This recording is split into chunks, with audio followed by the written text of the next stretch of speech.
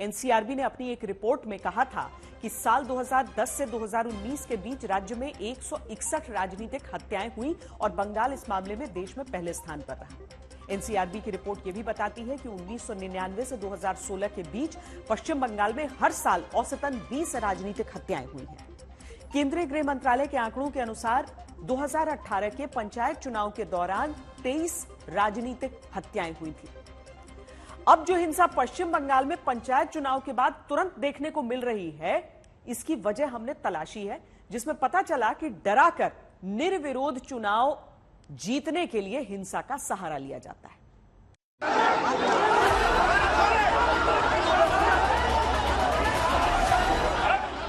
पश्चिम बंगाल की रक्त रंजित राजनीति की ये एक नई शुरुआत है, जहां सिर पर गमछा बांधकर खून से लथपथ जाता बीजेपी का कार्यकर्ता है।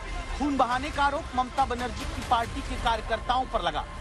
आरोप है कि बंगाल के बांकुरा में पंचायत चुनाव को लेकर टीएमसी के साथ भिड़ंत में ये जख्मी हुए। कहानी सिर्फ इतनी नहीं, मुर्शिदाबाद में पत्थर चलते हैं, सड़क ही रण क्षेत्र बन जाती है। जिन दो पक्षों के बीच ये पत्थर चलते हैं, उनमें एक लेफ्ट कांग्रेस के कार्यकर्ता और दूसरी तरफ टीएमसी के समर्थक। पत्थरबाजी की वजह है पंचायत चुनाव का पर्चा लेने में एक दूसरे को रोकने की कोशिश। कांग्रेस और लेफ्ट का आरोप है कि टीएमसी के कार्यकर्ता खुली गुंडागर्दी कर रहे हैं। आरोप है कि ममता की पार्टी के नेता दूसरों को नामांकन फॉर्म ही नहीं लेने दे रहे। बंगाल के इन्हीं पत्थरों के दम पर क्या बिना चुनाव लड़े ही डराकर जीतने की कोशिश शुरू हो चुकी है? इस सवाल की वजह समझिए। पश्चिम बंगाल वो राज्य है जहां पिछले पंचायत चुनाव यानी साल 2018 में सबसे ज्यादा टीएमसी के उम्मीदवार निर्विरोध जीते थे।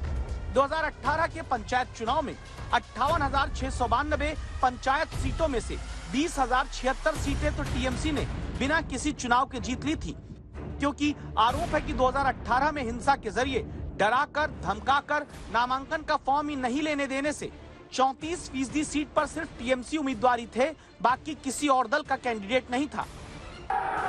क्या इस बार भी वही होने जा रहा है, जहां मुर्शिदाबाद में पत्थरबाजी मां माटी मानुष वाली पार्टी के कार्यकर्ता करते हैं और फिर पुलिस आती है, लोगों को दौड़ाती दिखती है।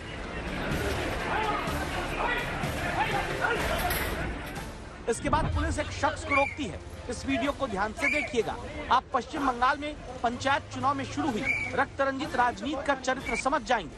पुलिस ने जिसे रोका, इसका नाम है बशीर। ये ममता बनर्जी की पार्टी टीएमसी का स्थानीय नेता है।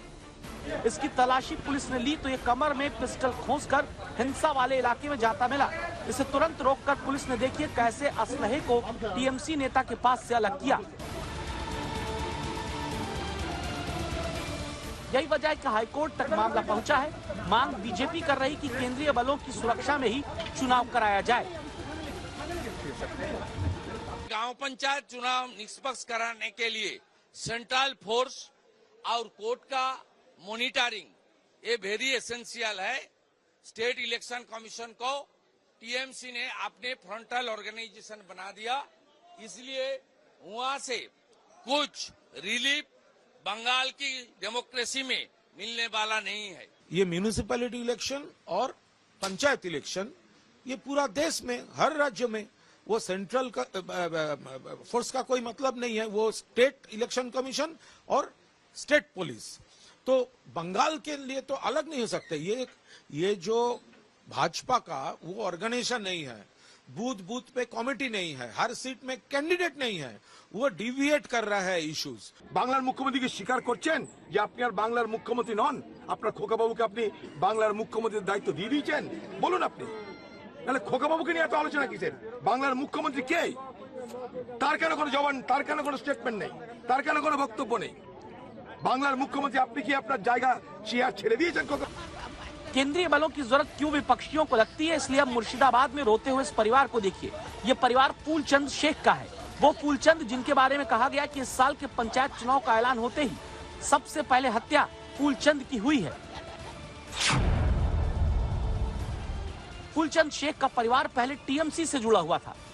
दावा है कि फरवरी में फूलचंद के परिवार ने टीएमसी को छोड़ कांग्रेस का हाथ थामा। अब आरोप है किसी के बदले में पंचायत चुनाव लड़ने की तैयारी करते फूलचंद की हत्या कर दी गई।